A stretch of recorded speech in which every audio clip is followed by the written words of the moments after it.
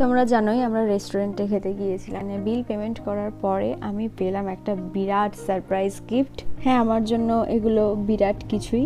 আমার post birthday gift এটা। ও কিনে রেখেছিল আমার বার্থডেরও অনেক আগে, কিন্তু আমাদের তো দেখাই হয়নি। সামনেই চলে গিয়েছিলাম টাউন হলে গণেশ পুজো দেখতে। ছোটোর ওপরে খুব সুন্দর হয়েছিল মণ্ডপটি, আর ভিতরে ঠাকুর আর ডেকোরেশন সব মিলিয়ে খুব সুন্দর লাগছিল। ঢুকে চোখে পড়ছিল সুন্দর সুন্দর আর্ট। সেখানে যদিও বেশিক্ষণ ছবি তুলতে দেওয়া হয়নি। তারপর আর একটু ভেতরে গিয়ে দেখলাম অনেক স্কুলের বাচ্চারা এসেছে। ওরা অনেক কিছু পরিবেশ নিয়ে তৈরি করেছে, যেমন সোলার এনার্জি পার্ক, জলবিদ্যুৎ, সোলার সিটি, এই সমস্তগুলো দেখছিলাম। ভীষণ ভালো কাজ করেছে ওরা, হাতের কাজগুলো খুব সুন্দর ছিল। আর সন্ধে করবো না বলে তাড়াতাড়ি বেরিয়ে পড়েছিলাম। আকাশের অবস্থা ভীষণ খারাপ ছিল, যদিও বৃষ্টিটা হয়নি রাস্তায়।